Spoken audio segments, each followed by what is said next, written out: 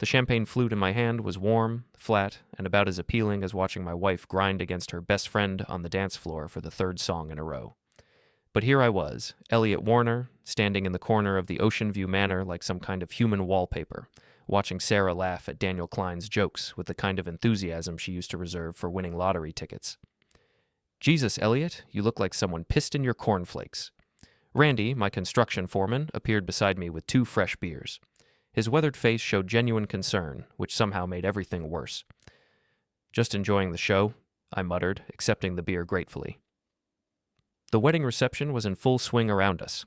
Natalie's 3rd marriage, if anyone was counting, and the happy couple had long since disappeared into their honeymoon suite.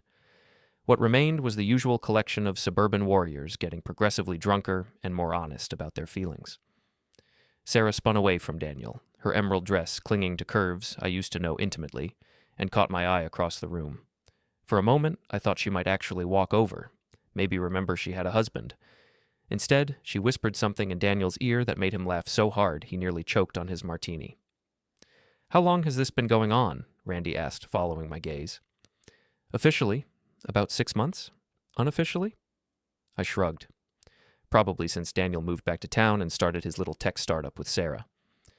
The music shifted to something slow and romantic, and I watched my wife of 8 years melt into another man's arms like butter on hot toast. Daniel's hands settled on her lower back with the familiarity of ownership, and Sarah's head tilted back as she laughed at something he whispered. "That's it," Randy growled, starting forward. You're gonna what? Start a fight at Natalie's wedding?" I grabbed his arm. "Let it go, man. I've got bigger plans than making a scene." But the universe, it seemed, had other ideas. The song ended, and Sarah, flushed and slightly breathless, finally made her way over to our corner. Daniel followed like a loyal puppy, his expensive suit perfectly tailored, his smile perfectly smug. "Eliot, there you are, hiding in the shadows, as usual." Sarah's voice carried that particular edge it got when she'd been drinking, sharp enough to cut glass, sweet enough to fool strangers. "Daniel was just telling me about his new project. Isn't it exciting?" "Thrilling," I said flatly. Daniel extended his hand with the kind of aggressive friendliness that made my teeth ache. "Eliot, good to see you again, buddy. Sarah's told me so much about your construction business." The pause before construction business was deliberate, designed to make it sound like I collected garbage for a living instead of running a successful home renovation company. I shook his hand anyway, noting how soft his palms were, how his grip tried too hard to prove something. "And she's told me absolutely nothing about you," I replied with a smile that didn't reach my eyes. "Funny how that works." Sarah's laugh was brittle. "Oh, Eliot, always the comedian. Daniel, you should tell him about the expansion plans." "Actually," Daniel interrupted, his arm sliding around Sarah's waist with casual possession, "I was hoping to steal Sarah for another dance. That is, if her husband doesn't mind sharing." The word sharing hung in the air like smoke from a house fire. Randy tensed beside me, and I could practically feel the violence radiating off him. But I just smiled wider, the kind of smile that made smart people nervous. "Oh, I don't mind sharing at all," I said quietly. "I'm very generous that way. Take whatever you want." Sarah's eyes flashed with something, guilt, maybe, or annoyance that I wasn't playing along with whatever game this was supposed to be. She opened her mouth to say something, but Daniel was already pulling her back toward the dance floor. "Great. Thanks, buddy. I'll take good care of her." As they walked away, Sarah's hand trailing in Daniel's like they were teenagers at prom, Randy let out a string of curses that would have made a sailor proud. "You're just gonna let him? I'm gonna let him hang himself," I said calmly, finishing my beer. "Some ropes you don't need to tie. You just wait for the right moment to kick the chair." The rest of the evening passed in a blur of forced conversations and strained smiles. I watched Sarah dance with Daniel, laugh at his stories, lean into him during the bouquet toss like he was her date instead of me. When Natalie's new husband made a toast about finding your soulmate, Sarah's eyes found Daniel's across the room. By midnight, most of the guests had filtered out, leaving behind the usual detritus of a wedding reception. Wilted flowers, half-empty bottles, and the kind of awkward tension that comes when people have had too much to drink and not enough sense. Sarah was still glued to Daniel's side, the two of them huddled over his phone like they were planning the invasion of Normandy. I found Randy by the bar, nursing what looked like his 10th beer of the evening. "You want a ride home?" I asked. He looked over at Sarah and Daniel, then back at me. "What about your wife?" "What about her?" I pulled out my phone and sent Sarah a text. Getting a ride with Randy. See you at home? Then I showed him the screen. She's got plenty of company. Sarah glanced at her phone, read the message, and looked around the room until she found me by the bar. For just a moment, her mask slipped, and I saw something that might have been regret. Or maybe it was just the lighting. She raised her hand in a little wave, mouthed, "Okay," and turned back to Daniel without another thought. Randy and I walked out into the cool New England night, leaving my wife to her new best friend and whatever plans they were making. The parking lot was mostly empty now, just a few stragglers saying their goodbyes and a couple of teenagers making out against a Honda Civic. "So what's the plan?" Randy asked as we climbed into his truck. "Plan? Come on, Eliot. I've known you for 6 years. You don't just walk away from a fight, especially not when some pretty boy is moving in on your territory." I stared out the window at the manor, its windows glowing warm and golden in the darkness. Somewhere inside, Sarah was probably still laughing at Daniel's jokes, still letting him touch her like she belonged to him. "The plan," I said quietly, "is to let them think they've won. For now." Randy started the engine, and we pulled out of the parking lot in silence. But as we drove through the empty streets of our little coastal town, past the shuttered shops and dark houses where normal people were sleeping next to their faithful spouses, I was already thinking 3 moves ahead. Sarah had made her choice tonight, in front of half the town, with all the subtlety of a brick through a window. She wanted to play games? Fine. I'd been building things and tearing them down for a living for 15 years. I knew exactly how to find the weak spots in any structure. The question wasn't whether Sarah and Daniel's little affair would collapse. The question was how much damage I could cause when it did. I woke up alone the next morning, which wasn't unusual anymore. Sarah had been pulling later and later nights at the office, claiming Daniel's startup was in crunch mode for some big investor meeting. What was unusual was finding her laptop still open on the kitchen counter, Gmail account logged in, cursor blinking in the search bar like a neon sign advertising her carelessness. The coffee maker gurgled to life as I settled into the chair, my conscience and my curiosity having a brief wrestling match. Curiosity won by a landslide. Sarah's password had always been pathetically simple, her birthday followed by my initials. Except now it was her birthday followed by DK. Real subtle, sweetheart. I cracked my knuckles and got to work. The first folder I found was labeled Project Files, which seemed innocent enough until I opened it. Mixed in with legitimate business documents were dozens of text message screenshots, photos that definitely weren't taken in any boardroom, and hotel receipts from the Marriott downtown. The same hotel where Sarah claimed she'd been attending client dinners twice a week for the past 3 months. My hands were surprisingly steady as I scrolled through the evidence of my marriage's slow-motion car crash. There was Sarah in Daniel's BMW, her head thrown back in laughter. Sarah and Daniel at some fancy restaurant I'd never heard of, sharing what looked like a very intimate conversation over wine that probably cost more than my monthly truck payment. Sarah in a hotel bathroom mirror, wearing lingerie I'd never seen before, with a message timestamp from last Tuesday, the same Tuesday she told me she was working late on quarterly reports. The coffee maker beeped, but I ignored it. This was better than caffeine. The text messages were even more enlightening. Months of flirtation that had gradually evolved into something more explicit, more urgent. Daniel calling her gorgeous and perfect. Sarah responding with heart emojis and promises about when we can finally be together. Planning secret meetings, complaining about having to pretend everything was normal at home, discussing how much longer they'd have to keep up the charade. The most recent exchange was from last night, sent while I was standing 20 feet away at the wedding reception. Daniel, can't wait to get you alone, Sarah. Soon. Very soon. E is getting suspicious, but he's too much of a coward to do anything about it. Daniel, poor guy. Almost feel bad for him, Sarah. Don't. He's had this coming for years. Boring, predictable, no ambition. You're everything he's not. Daniel, when are you going to tell him? Sarah, after the Henderson deal closes. I want to make sure the business transition is smooth. Daniel, business transition? Sarah, the company dummy. Once we're partners officially, I can file for divorce and take half of everything. His construction business, the house, all of it. I sat back in the chair, a strange calm settling over me like fog rolling in from the ocean. So this wasn't just about Sarah finding someone new. This was about Sarah and Daniel planning to systematically destroy my life and profit from the wreckage. The front door opened, and Sarah stumbled in looking like she'd spent the night in a blender. Her emerald dress was wrinkled, her makeup smeared, and she was carrying her heels in one hand like some kind of walk of shame trophy. Morning, sunshine, I said cheerfully, not bothering to close the laptop. Coffee's fresh. She squinted at me suspiciously, probably wondering why I wasn't asking where she'd been all night. Thanks. I crashed at Natalie's.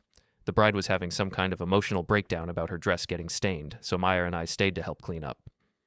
That was nice of you. I sipped my coffee, watching her over the rim of the mug. Maya's such a good friend, almost as good as Daniel. Sarah's hand froze halfway to the coffee pot. What's that supposed to mean? Nothing at all, just making conversation. I gestured at the laptop. By the way, you left this open. Might want to be more careful about that. You never know who might see something they shouldn't. Her face went pale, then flushed red as she rushed over to slam the laptop shut. But we both knew it was too late. The damage was done, the cards were on the table, and the game had officially begun. Eliot, I can explain. No need. I stood up, stretched like I didn't have a care in the world. I'm going to take a shower, then head over to the Morrison job site. Randy's picking me up in an hour. Wait, we need to talk about this. Talk about what? I paused in the doorway, giving her my most innocent smile. You haven't done anything wrong, have you? The look on her face was worth every sleepless night, every lonely dinner, every time I'd wondered if I was going crazy. Pure, undiluted panic, seasoned with just a dash of guilt. Of course not, she said weakly. Then there's nothing to talk about. I headed upstairs, whistling softly under my breath. Oh, and Sarah? Next time you want to discuss business transitions, you might want to make sure your husband isn't a former IT consultant who knows his way around a recovery drive. I left her standing in the kitchen, staring at the closed laptop like it might explode, and went to take the most satisfying shower of my life.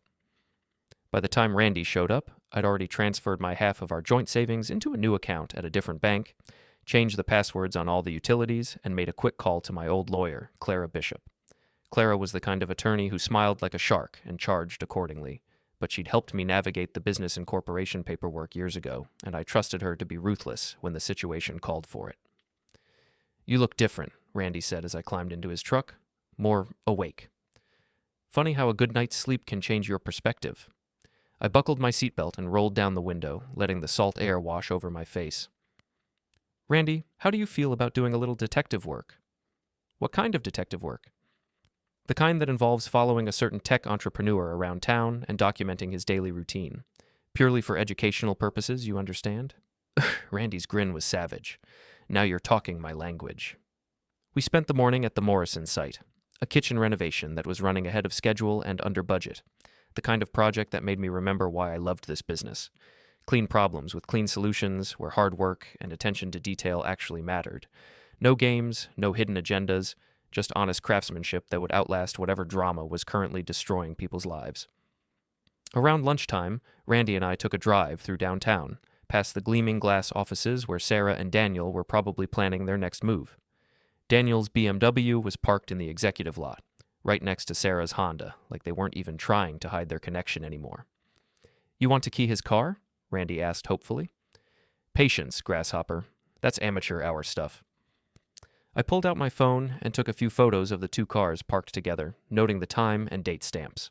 Cake, we're going to be much more creative than that. That evening, I stopped by Murphy's Tavern, the kind of dive bar where the locals went to drink away their problems and share gossip about their neighbors. Rebecca, the bartender, had been serving drinks and collecting secrets in this town for 20 years. She knew where all the bodies were buried, sometimes literally. Well, look what the cat dragged in, Rebecca said as I settled onto a bar stool. Eliot Warner, livin' in person. Haven't seen you in here for months. Been busy with work and marriage. I ordered a beer and a burger, then leaned forward conspiratorially. Speaking of which, you hear anything interesting about Daniel Klein lately? Rebecca's eyes lit up like Christmas morning. She lived for moments like this. That slick-talking pretty boy with the fancy car? Oh, honey, have I got stories. She glanced around the bar, making sure no one was listening, then leaned closer. Word is he's been sniffing around more than one married woman in this town. Your Sarah's just the latest conquest. My beer suddenly tasted like sawdust, but I kept my expression neutral. Is that so? Mrs. Dunbar, you know, the old lady who lives on Maple Street. She's been keeping track of his comings and goings like it's her job. Says his car's been parked outside different houses at all hours, always when the husbands are at work. Rebecca polished a glass with unnecessary vigor. Of course, she also says the government's been putting fluoride in the water to control our minds, so take it with a grain of salt. What about Sarah specifically?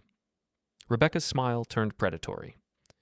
Well, since you asked, Maya Chen was in here last week, drunk as a skunk and running her mouth about how Sarah's been glowing lately. Said she's been getting mysterious phone calls during work hours, taking long lunches, buying new clothes. The kind of behavior that usually means one of two things. Either she's having an affair or she's joined a cult. And Maya's opinion. Maya thinks your wife's been getting some action on the side for months. Says Sarah's been dropping hints about making changes in her life, talking about how she deserves better than what she's got. Rebecca slid my burger across the bar with a sympathetic look. Sorry, honey, I know that's not what you wanted to hear. Actually, it was exactly what I wanted to hear. Every piece of gossip, every suspicious detail, every knowing look from the town busybodies was another nail in Sarah and Daniel's coffin. They thought they were being clever, but in a town this size, having an affair was like trying to hide an elephant in a phone booth. I was halfway through my burger when my phone buzzed with a text from Sarah. Working late again. Don't wait up. I showed the message to Rebecca, who snorted with laughter. Working late, my ass. Daniel's car left the office parking lot an hour ago, headed toward the Marriott. Saw it myself when I was coming back from the grocery store. Interesting. I finished my beer and left a generous tip. Rebecca, if anyone asks, I was never here tonight. What conversation?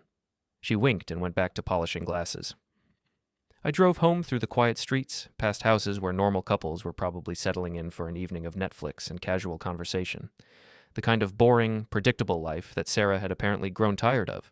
The kind of life she was willing to destroy for a few months of excitement with a man who collected married women like baseball cards. My house was dark when I pulled into the driveway, Sarah's car conspicuously absent, despite her claim of working late at the office. I sat in my truck for a moment, looking at the home we'd built together. Literally, in some cases, since I'd done most of the renovation work myself.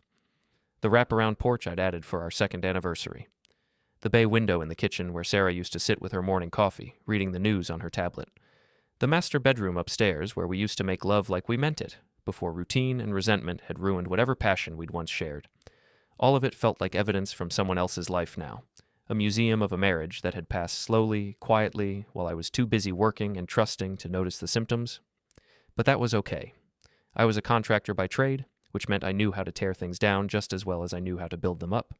And sometimes, before you could create something new, you had to clear away the old foundation completely. I pulled out my phone and started making a list of everything I'd need for the demolition. The next morning brought the kind of crisp October air that made you remember why people moved to New England in the first place. I was up early, coffee in hand, watching the sunrise paint the harbor in shades of gold and pink. Sarah's side of the bed hadn't been slept in, which was becoming a pattern. My phone rang just as I was contemplating whether to make pancakes or just eat cereal from the box like a divorced bachelor. Eliot, it's Clara Bishop. We need to talk. Clara's voice had the kind of urgency that made smart people nervous and stupid people soil themselves. I'd hired her to handle my business incorporation 5 years ago, and she'd impressed me with her ability to find loopholes in contracts that other lawyers missed entirely. Good morning to you too, Clara. What's the emergency? The emergency is that your wife filed for a restraining order yesterday afternoon, claiming you've been threatening and intimidating her. The hearing's scheduled for Friday. The coffee mug slipped from my hand and shattered on the kitchen floor, sending ceramic shards and hot liquid everywhere. She did what? You heard me. According to the filing, you've been exhibiting increasingly aggressive behavior, monitoring her communications, and making veiled threats about consequences if she tries to leave the marriage. I sank into a chair, my mind reeling. Clara, I haven't threatened anyone. I found evidence that she's been having an affair, and I confronted her about it. That's not illegal. No, but accessing her email account without permission technically is, and if she can convince a judge that you're a threat to her safety, she can get you removed from your own home while the divorce proceedings play out. Clara's voice softened slightly. Eliot, I need you to tell me everything, and I mean everything. No surprises, no edited versions, no protecting anyone's feelings. If we're going to fight this, I need to know exactly what we're up against. I spent the next hour walking Clara through the whole sordid mess. The wedding reception, the laptop, the hotel receipts, the text messages about business transitions, and taking half of everything. She listened without interrupting, occasionally making notes, her legal mind already formulating strategies. Here's the good news, she said finally. If you've got documentation of her affair and evidence that she was planning to defraud you in the divorce, we can turn this around fast. The bad news is that she's gotten ahead of the narrative. By filing first, she's painted herself as the victim and you as the aggressor. So what do? We show the judge who's really been victimizing whom, But first, you need to be very, very careful about your next moves. No contact with Sarah except through lawyers. No following her around town. No dramatic confrontations. Can you handle that?" I looked around the kitchen, at the broken coffee mug, at the empty spot where Sarah's favorite chair used to be, at the refrigerator covered with photos of happier times that now felt like evidence from a crime scene. "I can handle it." "Good. And Eliot, whatever you're planning, run it by me first. The last thing we need is you doing something stupid that validates her claims about threatening behavior." After Clara hung up, I spent 20 minutes cleaning up the broken mug and contemplating the various ways my life had gone off the rails. Then I called Randy and told him we had a change of plans. "Instead of following Daniel around town, we're going to do something much more interesting," I explained as we drove toward the office park where Sarah worked. "We're going to let the court of public opinion do our dirty work for us." The Pinnacle Tech Solutions building was a gleaming monument to new economy optimism, all glass and steel and inspirational quotes painted on the walls in trendy fonts. Sarah's Honda was parked in the employee lot next to Daniel's BMW, because apparently they'd given up all pretense of discretion. Randy parked across the street, and we settled in to wait. I'd brought a thermos of coffee and a box of donuts, because surveillance work required proper nutrition. "So what exactly are we doing here?" Randy asked around a mouthful of glazed donut. "We're waiting for Maya Chen to come outside for her smoke break. Maya's got the biggest mouth in the building, and she's been Sarah's work friend for 3 years. If anyone knows the details of this affair, it's Maya." "And then what?" "Then we give her some additional details to share with the rest of the office." Maya emerged right on schedule at 10:15, lighting a cigarette as she walked toward the designated smoking area behind the building. I'd met her a few times at company parties, mid-30s, sharp dresser, the kind of person who collected office gossip like other people collected stamps. I walked over casually, hands in my pockets, trying to look like a man who just happened to be in the neighborhood. "Maya? Eliot Warner, Sarah's husband. We met at the Christmas party last year." She looked surprised to see me, then guilty, which told me everything I needed to know about how much she knew. "Oh, Eliot, hi. What brings you to our neck of the woods?" "Actually, I was hoping to talk to you about Sarah. I'm worried about her." Maya's expression shifted to something that might have been concern if you squinted hard enough. "Worried how?" I pulled out my phone and showed her one of the photos I'd found on Sarah's laptop. Sarah and Daniel at the restaurant, looking very much like a couple on a romantic date. "She's been acting strange lately, staying out all night, claiming to work late when the office is clearly empty. I found these photos on her computer, and I'm starting to think she might be having some kind of breakdown." Maya's eyes went wide as she looked at the photo. "Oh my God, is that Daniel? You recognize him?" "Of course I recognize him. He's been hanging around Sarah's desk for months, bringing her coffee, staying late to help with projects. We all thought—" She trailed off, realizing she was about to admit that the entire office had been gossiping about my wife's affair. "Thought what?" Maya took a long drag of her cigarette, clearly weighing her options. Office loyalty versus juicy gossip. Gossip won, as it usually did. "Look, Eliot, I like Sarah, but she hasn't exactly been subtle about this. She's been getting mysterious phone calls, taking long lunches, buying new clothes.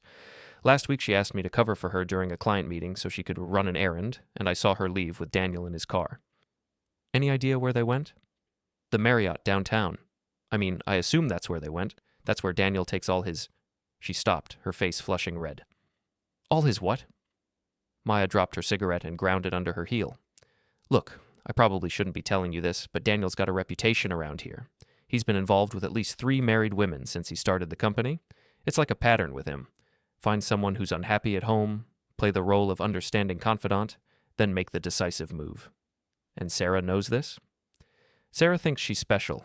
She thinks Daniel's going to leave his girlfriend and run away with her to start a new life." Maya shook her head sadly. "Poor girl has no idea she's just the latest in a long line of conquests." I thanked Maya for her honesty and walked back to Randy's truck, my mind spinning with possibilities. Sarah wasn't just having an affair. She was being played by a serial homewrecker who'd probably dump her the moment the novelty wore off, which meant I didn't need to destroy their relationship. I just needed to speed up its natural expiration date. "Learn anything useful?" Randy asked as I climbed back into the truck. "Oh, I learned plenty. But first, we need to make a stop at the copy center. I've got some photos that need to be shared with a wider audience." That afternoon, while Sarah was presumably at another client meeting, I visited every coffee shop, restaurant, and gathering place in town, leaving carefully edited copies of the most damning photos in strategic locations. Nothing explicit or invasive, just Sarah and Daniel looking cozy at dinner, holding hands in his car, entering the Marriott together. The kind of evidence that would fuel gossip for weeks. I also made sure to visit Mrs. Dunbar, the neighborhood's unofficial surveillance coordinator. She was watering her garden when I walked up, but I could tell she'd been watching my house through her kitchen window. "Afternoon, Mrs. Dunbar. Beautiful day, isn't it?" "Indeed it is, Eliot. Though I notice Sarah's car hasn't been in your driveway much lately. Work's been keeping her busy. You know how it is with these tech companies. Always some crisis that needs immediate attention." Mrs. Dunbar gave me a look that suggested she knew exactly what kind of crisis was keeping my wife away from home.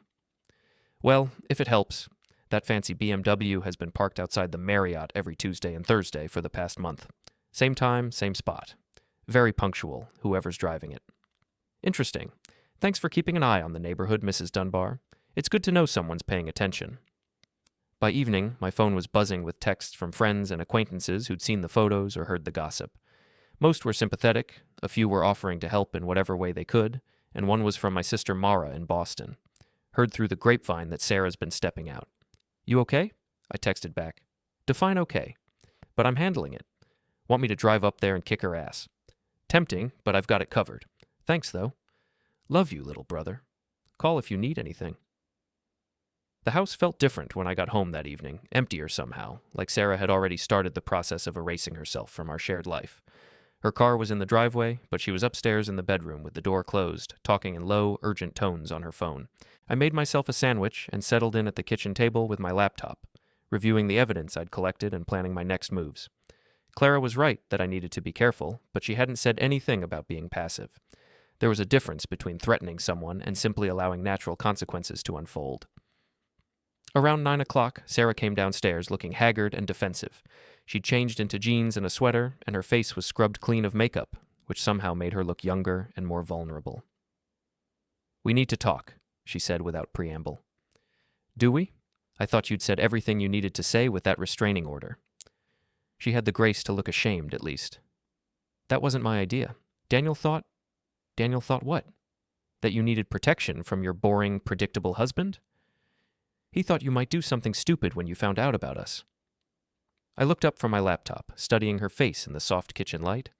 This was the woman I'd married 8 years ago, the woman I'd built a life with, planned a future with, loved with the kind of desperate intensity that young people mistake for permanence.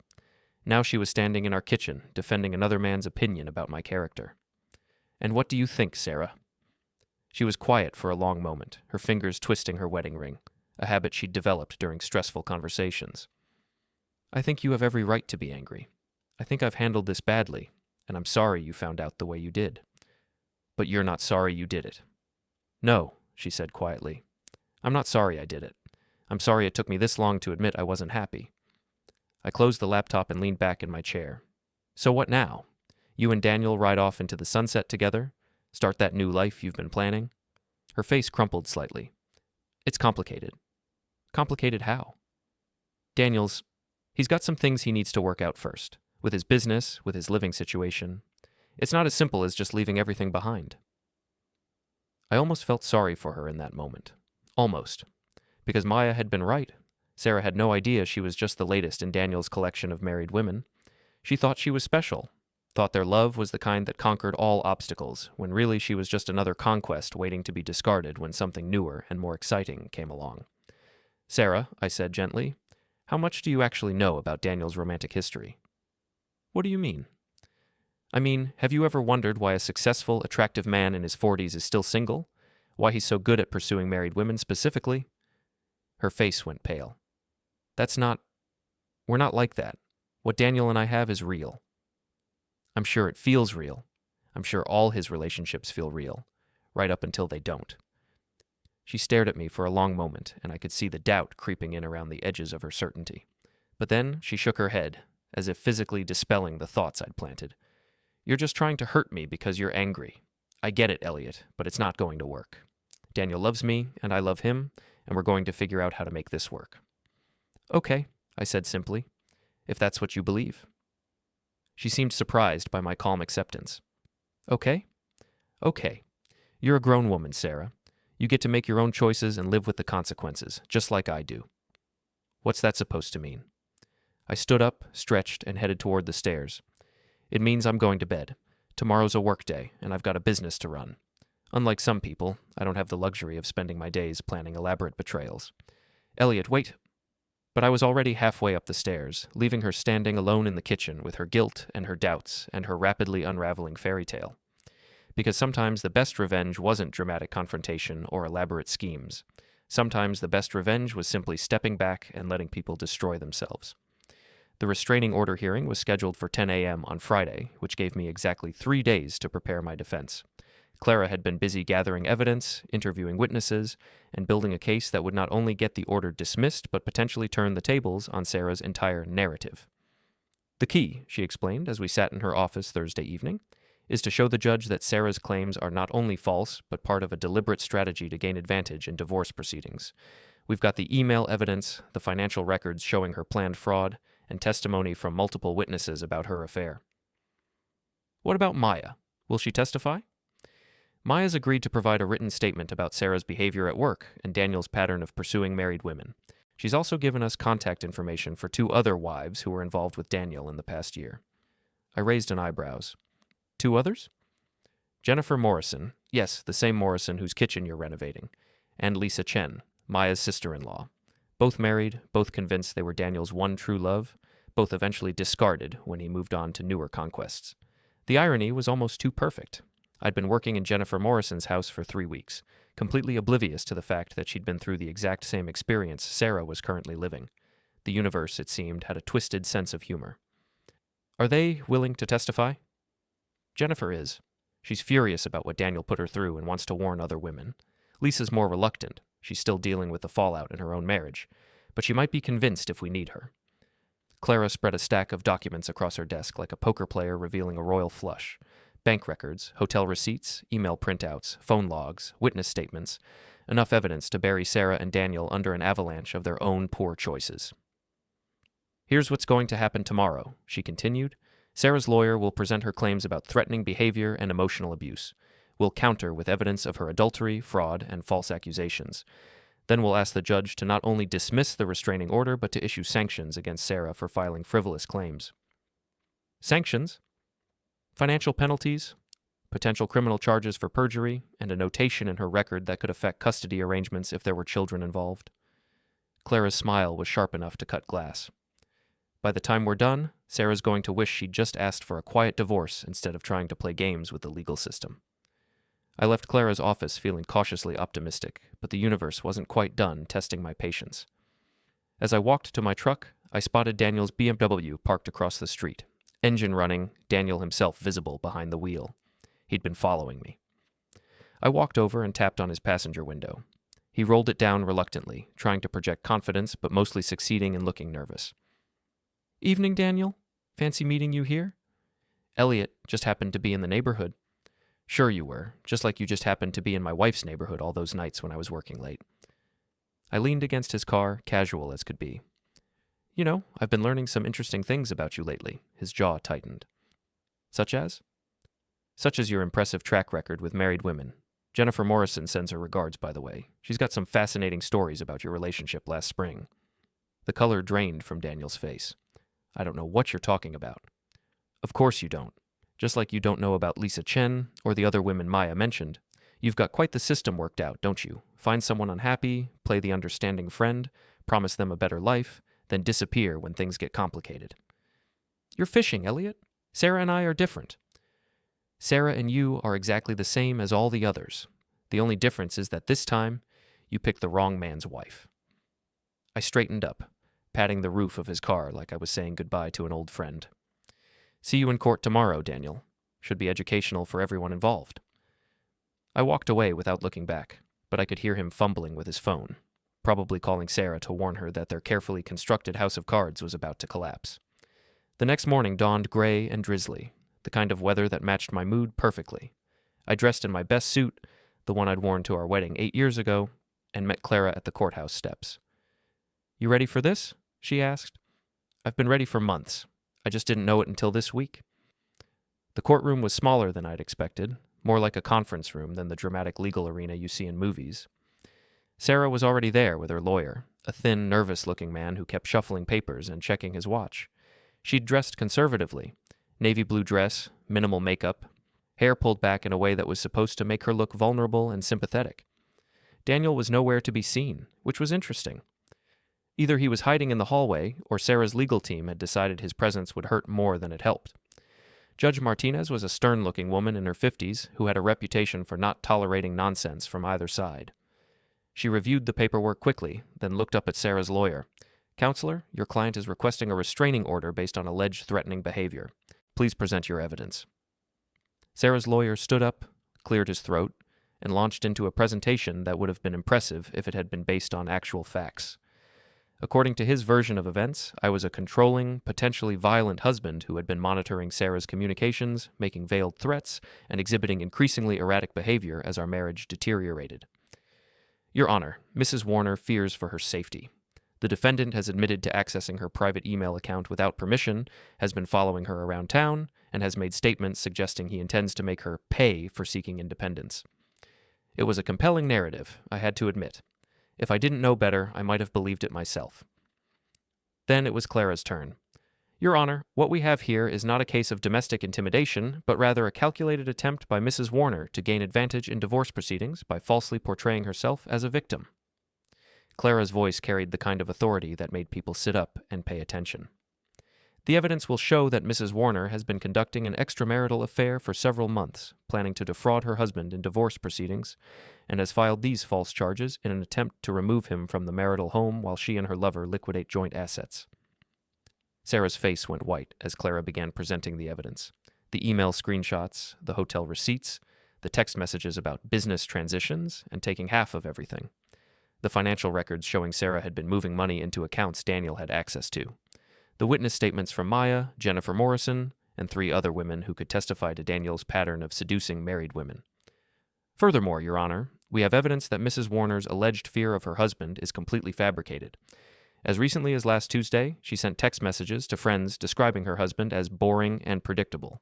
Hardly the words of a woman who fears for her physical safety. Judge Martinez listened to everything with the kind of focused attention that made lawyers nervous and litigants sweat. When Clara finished, she turned to Sarah's lawyer. "Counselor, do you have any response to these allegations?" Sarah's lawyer looked like a man who just realized he'd brought a water pistol to a gunfight. He stammered something about the evidence being taken out of context, but his heart clearly wasn't in it anymore. "Your Honor," Clara continued, "we're asking not only that the restraining order be dismissed, but that Mrs. Warner be sanctioned for filing false and frivolous claims designed to interfere with her husband's legal rights." Judge Martinez was quiet for a long moment, reviewing the evidence one more time. Then she looked directly at Sarah. "Mrs. Warner, these are very serious allegations. Do you wish to withdraw your request for a restraining order?" Sarah glanced at her lawyer, who gave her a barely perceptible nod. When she spoke, her voice was barely above a whisper. "Yes, Your Honor, I withdraw the request." "Very well. The request for a restraining order is dismissed. Mrs. Warner, I'm also ordering you to pay Mr. Warner's legal fees in this matter, and I'm placing a notation in your file regarding the filing of frivolous claims. If you appear before me again with unsubstantiated allegations, you will face more serious consequences." As we walked out of the courthouse, Sarah tried to catch my eye, but I looked right through her. Whatever we'd once had was officially over, buried under an avalanche of lies, betrayals, and legal maneuvers that had backfired spectacularly. "That went better than expected," Clara said as we reached the parking lot. "What happens now?"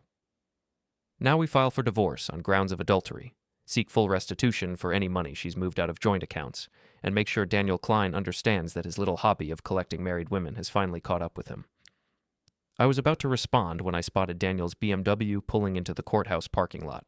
He climbed out looking like a man heading to his own execution, probably expecting to testify on Sarah's behalf, unaware that the hearing was already over and his girlfriend's credibility had been completely destroyed. "Clara," I said quietly, "I think I need to have a word with Mr. Klein, privately." She followed my gaze and smiled. "Just remember, no threats, no physical contact, nothing that could be construed as intimidation. You've won, Eliot. Don't give them any ammunition for round 2. I walked over to where Daniel was standing beside his car, checking his phone and looking confused about why no one was answering his calls. "Looking for Sarah?" I asked conversationally.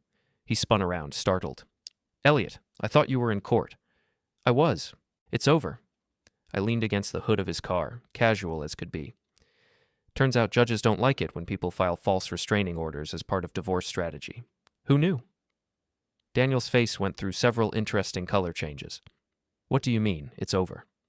I mean, Sarah withdrew her request after my lawyer presented evidence of your affair, her planned fraud, and your impressive history with married women. Jennifer Morrison was particularly helpful with her testimony. Jennifer did. So did Maya Chen, and so did Lisa Chen, and so did 2 other women whose names I won't mention because I'm a gentleman. I straightened up, brushing imaginary dust off his hood. You know what's funny, Daniel? Sarah actually believed you loved her. She thought she was special, thought you were going to build a life together. Right up until about 20 minutes ago, she was convinced you were her knight in shining armor. Daniel was quiet for a long moment, staring at the courthouse steps where his carefully constructed plan had just collapsed into rubble. What did you tell her? He asked finally. I didn't tell her anything. I didn't need to. The truth has a way of revealing itself, don't you think? I started walking toward my truck, then paused and looked back. Oh, and Daniel, Sarah's going to need a place to stay while the divorce proceedings play out. I'm sure you'll want to offer her your couch. The look on his face told me everything I needed to know about how likely that was to happen. As I drove home through the quiet streets of our little town, I felt something I hadn't experienced in months. Peace. Not happiness exactly, and certainly not satisfaction, but a kind of calm that came from knowing the worst was over. Sarah and Daniel had destroyed their own relationship more thoroughly than any revenge scheme I could have devised. All I'd done was make sure the truth came to light a little faster than it might have otherwise. My phone buzzed with a text from Randy. How did it go? I texted back. Better than expected. Drinks at Murphy's tonight? Hell yes. First round's on me. I smiled and put the phone away. Tomorrow I'd start the process of rebuilding my life, figuring out what came next, learning how to be single again after 8 years of marriage. But tonight, I was going to have a beer with my friend and toast the end of the worst chapter of my life. Sometimes the best revenge really was just stepping back and letting people destroy themselves. 3 weeks after the courthouse debacle, I was settling into a routine that felt surprisingly normal. Work during the day, quiet evenings at home, occasional drinks with Randy at Murphy's. Sarah had moved out of the house and was staying with Natalie while she looked for a permanent place. Daniel, according to Maya's reports, had suddenly become very busy with business travel and was rarely seen around town. The divorce proceedings were moving forward smoothly. Clara had filed all the necessary paperwork, and Sarah's lawyer had indicated they wouldn't contest the adultery charges or the financial restitution. It looked like everything was going to be resolved quietly and efficiently, which should have made me happy. Instead, I felt oddly unsatisfied. After months of betrayal and weeks of legal maneuvering, the whole thing was ending with a whimper instead of a bang. Sarah and Daniel's relationship had imploded exactly as predicted, but somehow that felt like an anticlimax rather than a victory. I was contemplating this while reviewing invoices in my home office when my phone rang. The caller ID showed a number I didn't recognize. Eliot Warner. Mr. Warner? This is Detective Lisa Rodriguez with the State Police. I need to speak with you about Daniel Klein and your wife Sarah. What about them? There's been an incident. Can you come down to the station this afternoon? An hour later, I was sitting in a sterile interview room across from Detective Rodriguez, a sharp-eyed woman in her 40s who looked like she'd seen everything and been impressed by none of it. Mr. Warner, we've been investigating Daniel Klein for financial fraud related to his business activities. During that investigation, we discovered some communications that suggest your wife may have been involved in planning to defraud you during your divorce proceedings. I tried to look surprised. What kind of fraud? According to emails we recovered from Mr. Klein's computer, Mrs. Warner was planning to hide marital assets, falsify business valuations, and potentially file false insurance claims to maximize her settlement. Detective Rodriguez slid a folder across the table. We also found evidence that she was planning to accuse you of domestic violence to gain advantage in custody proceedings, even though you have no children. I opened the folder and found myself looking at printouts of emails I'd never seen before. Sarah and Daniel hadn't just been planning to take half of everything. They'd been planning to destroy my reputation, my business, and potentially send me to prison on false charges. Jesus, I breathed, and for once I wasn't acting. I knew about the affair, but there's more. We believe Daniel Klein has been running this same scam with multiple women over the past 5 years. He targets unhappy wives, convinces them to help him defraud their husbands, then disappears with the money once the divorces are finalized. The room felt like it was spinning slightly. Are you saying Sarah was a victim too? That's what we're trying to determine. Some of these women were willing participants who knew exactly what they were doing. Others were manipulated into believing they were helping to secure their financial futures. Detective Rodriguez leaned forward. The question is, which category does your wife fall into? I stared at the emails, trying to process what I was reading. Sarah discussing the best ways to hide money, researching how to fake domestic violence claims, even talking about having me arrested on trumped-up assault charges during a staged confrontation. I don't understand, I said slowly. Why are you showing me this? Shouldn't you be talking to Sarah? We tried. Mrs. Warner has disappeared. What do you mean, disappeared? She checked out of her friend's house 3 days ago, said she was going to visit family in California. But there's no record of her boarding any flights, and her car was found abandoned at a rest stop outside Hartford. Her phone's been turned off, her credit cards haven't been used, and none of her friends or family have heard from her. The implications hit me like a physical blow. You think Daniel took her somewhere? We think Daniel Klein realized we were closing in on his operation and decided to eliminate loose ends. Mrs. Warner knew too much about his methods, had access to too much evidence. She'd become a liability. I sat back in my chair, trying to wrap my head around the idea that Sarah, cheating, lying, scheming Sarah, might actually be in danger, or worse. What do you need from me? We need you to help us find her. You know her better than anyone, her habits, her favorite places, where she might go if she was scared or trying to hide. Detective Rodriguez was right, of course. Despite everything that had happened between us, I probably did know Sarah better than anyone else in the world.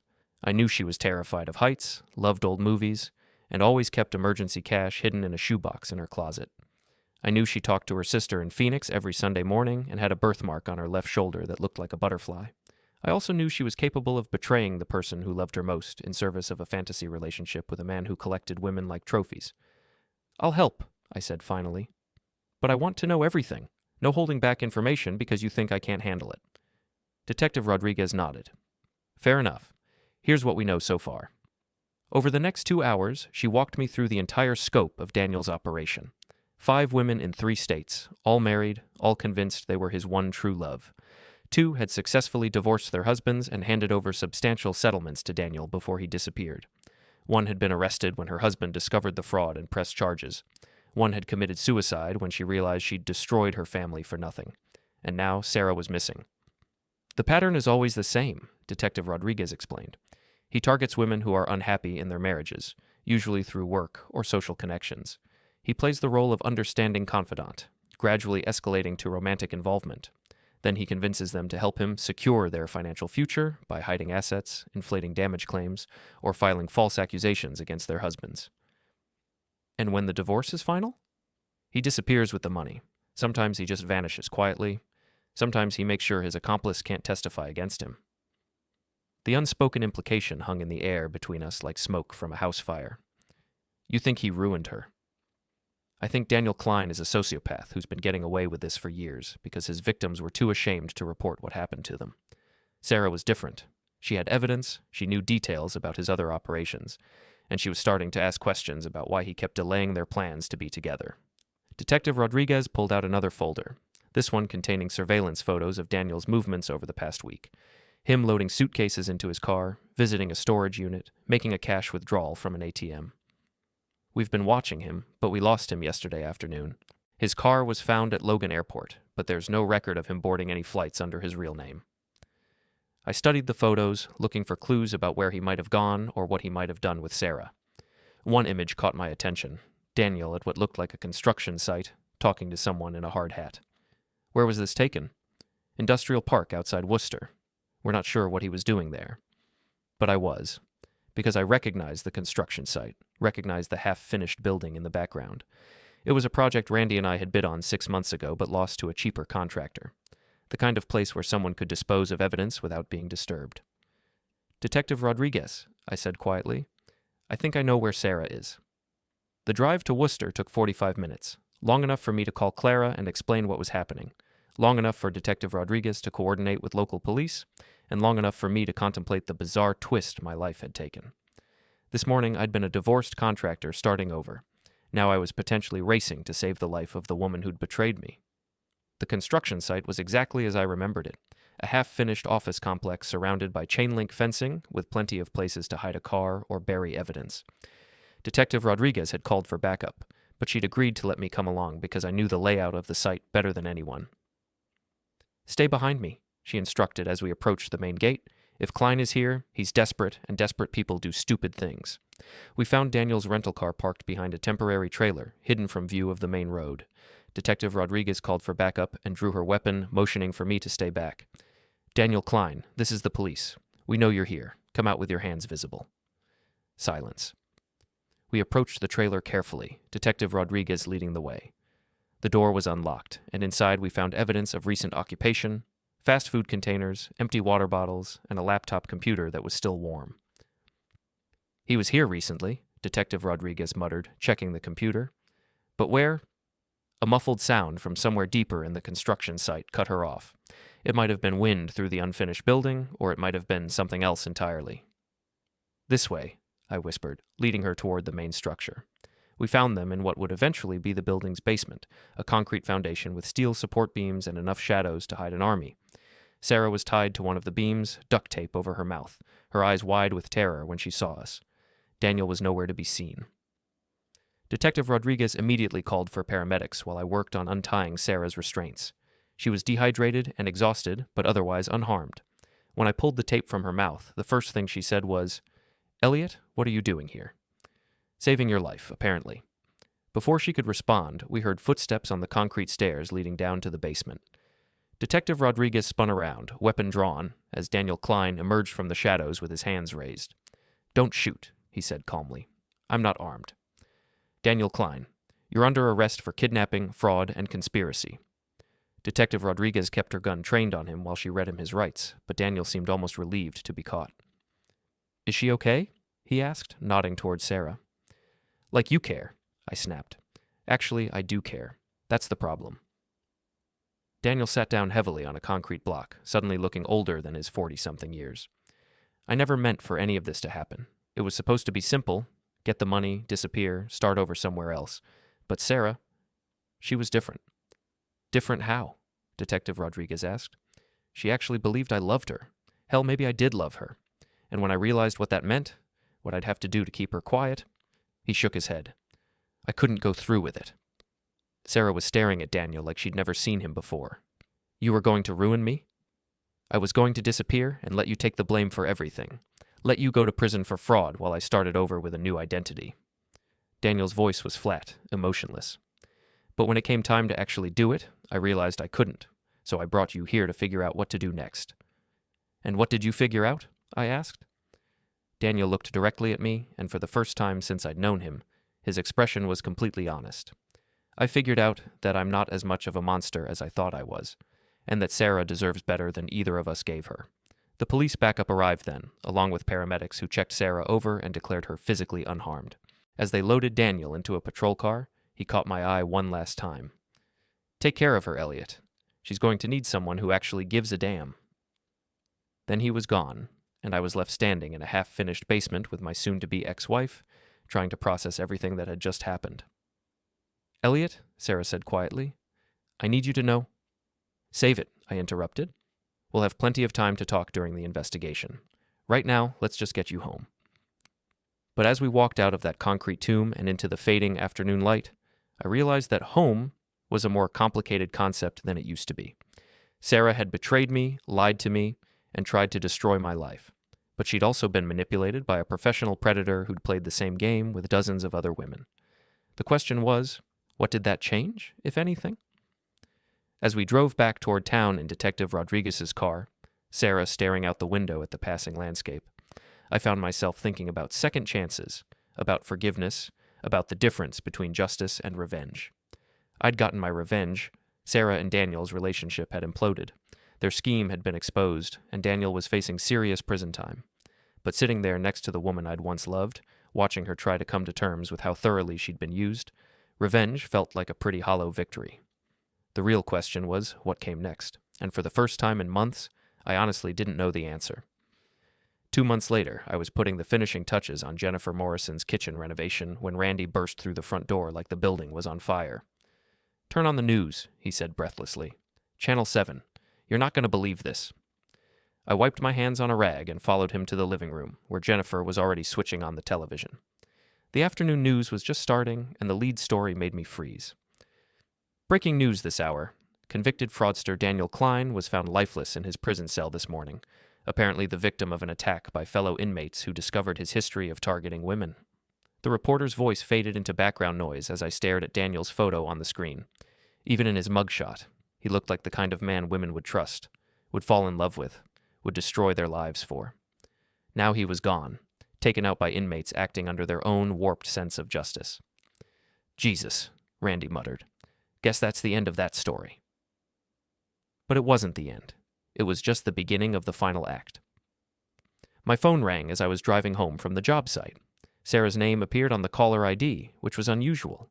We'd barely spoken since the night I'd helped rescue her from that basement, communicating mostly through lawyers as the divorce proceedings moved forward. Eliot, did you see the news? I saw it. Can we talk? In person? There are things I need to say, and I don't want to do it over the phone. Against my better judgment, I agreed to meet her at Murphy's Tavern that evening. Neutral territory, public place, plenty of witnesses if things went sideways. Rebecca raised an eyebrow when Sarah walked in. She'd become something of a local celebrity since the kidnapping story broke, but she served us both drinks without comment. Sarah looked different. Thinner, older somehow, with the kind of haunted expression that comes from staring into an abyss and realizing how close you came to falling in. She'd cut her hair short, and she wasn't wearing her wedding ring anymore. Thank you, she said without preamble, for coming to find me, for saving my life. Don't thank me. Thank Detective Rodriguez. I just pointed her in the right direction. You didn't have to do that.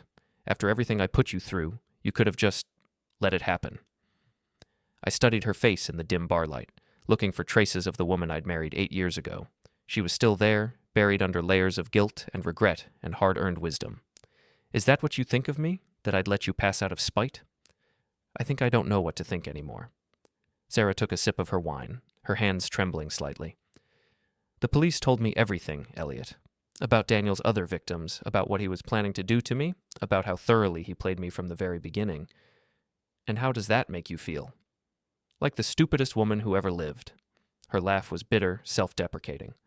I destroyed our marriage for a man who was planning to frame me for fraud and probably ruin me when I became inconvenient. I don't think there's a word for that level of stupidity. Try human, I suggested. Daniel was good at what he did, Sarah. He'd had years of practice manipulating women who were vulnerable and unhappy. You weren't stupid. You were targeted by a professional. She was quiet for a long moment, staring into her wine like it might contain answers to questions she was afraid to ask. Do you hate me? She said finally. It was a fair question, and one I'd been asking myself for weeks.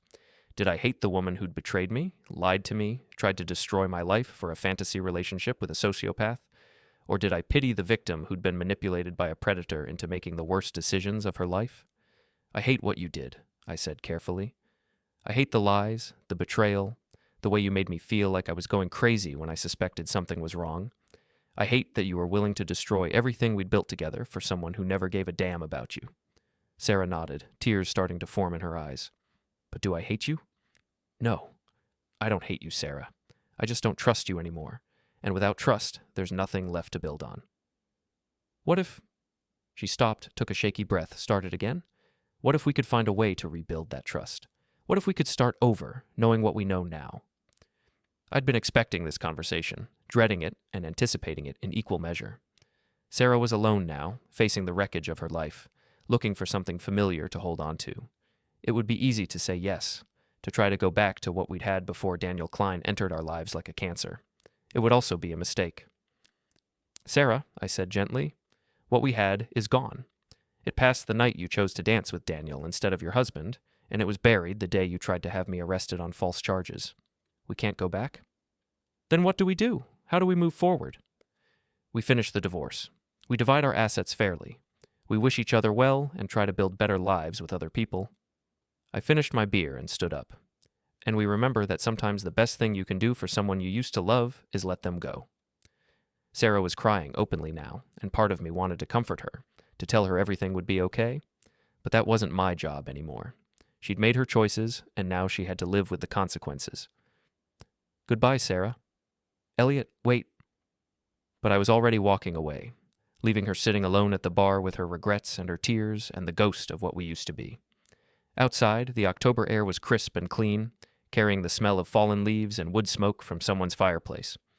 I stood in the parking lot for a moment, breathing deeply, feeling something lift from my shoulders that had been weighing me down for months. My phone buzzed with a text from Mara. Heard about Daniel Klein on the news. You okay? I texted back. Better than okay. Finally free. Good. You deserve happiness, little brother. Working on it. As I drove home through the quiet streets of our little town, past the houses where normal couples were probably settling in for an evening of Netflix and casual conversation, I found myself thinking about second chances and new beginnings. Not with Sarah, that chapter of my life was closed for good, but with someone new, someone who hadn't been tainted by lies and betrayal and the wreckage of a marriage that had faded a slow, painful passing. The house felt different when I walked in, lighter somehow, like Sarah's ghost had finally been exorcised. I made myself dinner, opened a beer, and settled in to watch the late news. Daniel Klein's passing was still the lead story, but now they were interviewing some of his other victims, women who'd been brave enough to come forward and tell their stories. One of them looked familiar, Lisa Chen, Maya's sister-in-law, the woman Clara had mentioned during our preparation for the restraining order hearing. She was talking about how Daniel had convinced her she was special, how he'd made her believe they had a future together, how he'd nearly destroyed her marriage before she realized what he really was. The important thing, she said to the reporter, is that other women know they're not alone. If you've been targeted by someone like Daniel Klein, if you've made mistakes because you believed someone's lies, it's not too late to get help. It's not too late to rebuild your life. I raised my beer in a silent toast to Lisa Chen and all the other women who'd been strong enough to survive Daniel's manipulations and wise enough to warn others. Then I turned off the television and went to bed in my own house, in my own room, finally free from the weight of other people's betrayals. 3 weeks later, I was at the hardware store picking up supplies for a new project when I literally bumped into someone coming around the corner of the paint aisle. Paint cans went flying, and I found myself looking into the greenest eyes I'd ever seen. "I'm so sorry," the woman said, kneeling to help collect the scattered cans. "I wasn't watching where I was going." "No harm done," I replied, noting that she had paint in her hair and what looked like sawdust on her jeans. "Home renovation project?" "Kitchen cabinets. I thought I could refinish them myself, but I'm starting to think I might be in over my head." She stood up, extending her hand. "I'm Emma, by the way, Emma Collins." "Eliot Warner. And kitchen cabinets are tricky. What kind of wood are you working with?" We spent 20 minutes talking about paint strippers and wood stains, and by the time we parted ways, I had her phone number and an invitation to take a look at her cabinet situation. Not as a contractor looking for work, but as a neighbor offering to help. As I drove home with my supplies and Emma Collins' phone number in my pocket, I found myself smiling for the first time in months. Not because I was planning revenge or plotting someone's downfall, but because I'd met someone interesting who made me remember what it felt like to look forward instead of backward. The divorce papers were finalized the following week. Sarah got half of everything, as expected, but there wasn't much left after the legal fees and the restitution for the money she'd moved to Daniel's accounts. She was moving to Phoenix to live with her sister, starting over in a place where nobody knew her story. Clara handed me the final decree with a smile. "Congratulations, Eliot. You're officially a free man. Free to make new mistakes. The best kind of freedom there is." That evening, I called Emma Collins and offered to take a look at those kitchen cabinets. She made dinner while I assessed the damage, and we talked about books and movies and travel plans over wine that didn't cost more than my truck payment. She was a teacher at the local elementary school, recently divorced herself, with a laugh that made me remember why I used to believe in happy endings. "So what's your story?" she asked as we sat on her back porch, watching the sun set over the harbor. "Rebecca at Murphy's says you're recently single and that there's some kind of dramatic backstory involving fraud and kidnapping." "Rebecca talks too much." "She does, but she also said you're one of the good ones, and Rebecca's usually a pretty good judge of character." I told Emma the whole story, about Sarah and Daniel, about the affair and the betrayal and the bizarre twist that had ended with me helping to rescue the woman who'd tried to destroy my life. She listened without judgment, asking questions when she needed clarification, offering sympathy when the story called for it. "Do you regret it?" she asked when I finished. "Helping to save her, I mean." "No. Sarah made terrible choices, but she didn't deserve to pass for them, and besides..." I reached over and took Emma's hand, noting how perfectly it fit in mine. If I'd let anger and revenge consume me, I might never have been ready for whatever comes next. Emma smiled, and for the first time in years, I felt like I was exactly where I was supposed to be. 6 months later, Sarah sent me a wedding invitation. She was marrying a teacher she'd met in Phoenix, a quiet man with kind eyes who looked nothing like Daniel Klein. The invitation included a handwritten note. Eliot, I know I have no right to ask for your forgiveness, but I hope you can find some peace in knowing that I've learned from my mistakes. Thank you for saving my life and for showing me what real love looks like by letting me go. I hope you find happiness with someone who deserves you. I showed the invitation to Emma, who was sitting at my kitchen table grading papers and stealing bites of the dinner I was cooking. Are you going to go? She asked. No, that chapter of my life is closed. I kissed the top of her head and went back to stirring the pasta sauce. Besides, I've got better things to do with my weekends. Such as? Such as finishing the renovation on this kitchen so my girlfriend stops complaining about the lack of counter space. Emma laughed and pulled me down for a proper kiss. Your girlfriend appreciates your dedication to home improvement. My girlfriend appreciates a lot of things about me. She does indeed. Later that night, as Emma slept beside me in the bed I'd once shared with Sarah, I thought about the strange journey that had brought me to this point. The betrayal that had nearly destroyed me had also freed me to find something better, something real, something worth building a future on. Sarah had gotten her second chance with a man who would hopefully treat her better than either Daniel or I had. Daniel had gotten justice of a sort, though not the kind dispensed by any court, and I had gotten something I'd never expected, a love story that began with revenge and ended with redemption. Not the kind of ending you see in movies, but the kind that happens in real life when people are brave enough to let go of what they've lost and reach for what they might gain. As I drifted off to sleep with Emma's hand in mine, I realized that sometimes the best revenge isn't getting even with the people who hurt you. Sometimes the best revenge is building a life so good that you forget why you wanted revenge in the first place.